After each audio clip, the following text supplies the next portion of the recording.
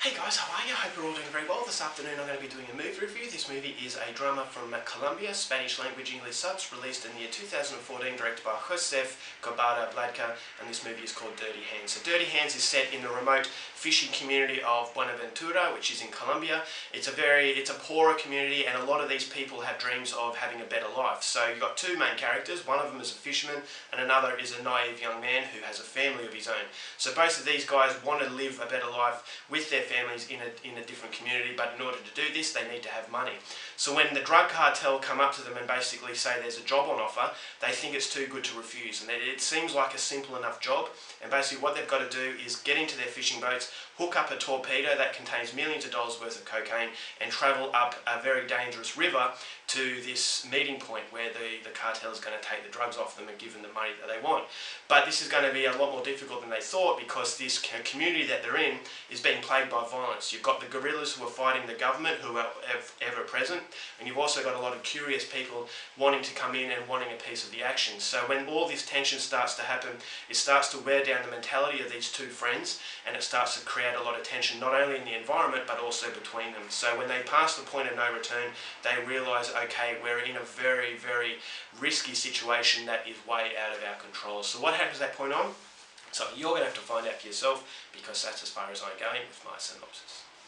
Now my thoughts on Dirty Hands. Initially I was very excited to see this film. Whenever there is a new South American movie out there to see, I'm always there to watch it. So coming into Dirty Hands, I had my skepticisms, I had my worries that this was going to be just like another drug cartel kind of film.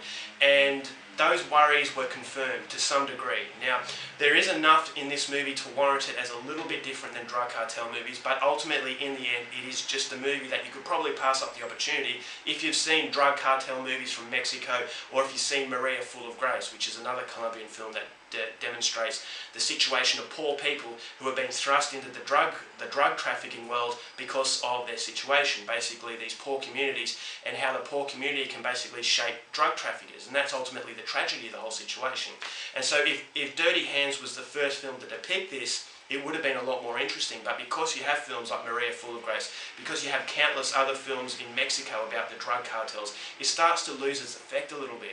And it's like Holocaust movies, when you see one and then another one comes in and it's trying just to hit you over the head that, you know, this was horrific, this was very sad. We already know that, we've already been told that.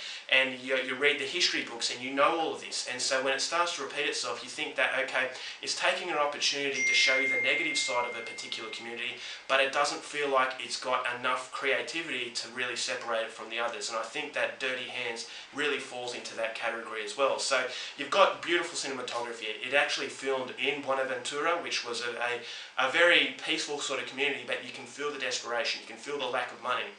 And that is the problem with a lot of South America and Central America in general, is that there are very poor communities, and these communities are not looked after. And so when they go into the drug trafficking world, you can understand why they're doing it. And that's the tragic part of it, is that these good people are swept up in these people who are basically exploiting their lack of money.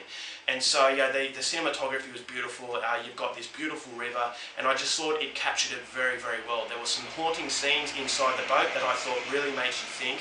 And you feel that these two people were put into this situation, that they're not necessarily bad people, but their circumstances are transforming them into bad people, and that, you know, society frowns upon. But society doesn't really look at the problems that makes these people actually do what they're doing.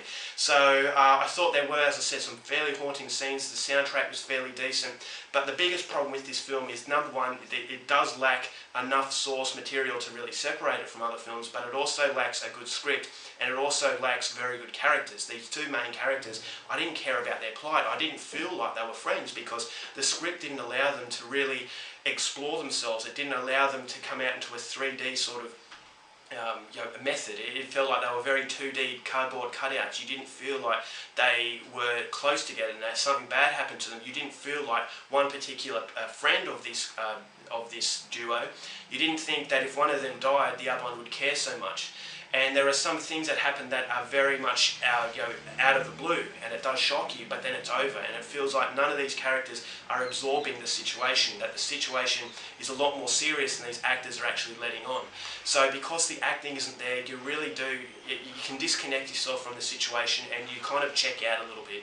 And so there are moments that are fairly, as I said, fairly haunting, but there's just not enough material in this film to really warrant it as a movie I'd recommend. I mean, it's a very, very simple film. It's basically two friends travelling up a river, and there's not enough, thrilling aspect to it, and there's not enough dramatic quality to make this a movie that is going to be remembered anytime soon. So if you are a fan of drug cartel kind of films and you want to see Colombian cinema, I would recommend films such as Greetings to the Devil, which I thought was a very good film, a different kind of film but still very good, and also Maria Full of Grace. They document Colombia's social sort of problems a lot better than Dirty Hands did. I think it was just a little bit too simplistic. It wasn't really allowing itself to blossom into anything great, and in the end what you get is a film that you probably forget as soon as you watch it. So overall, for Dirty Hands, I was disappointed. I'm only going to give it 2.5 stars. Alright guys, that's it for my review. Hope you enjoyed it. Till next time, keep watching movies, and I'll see you later. Bye.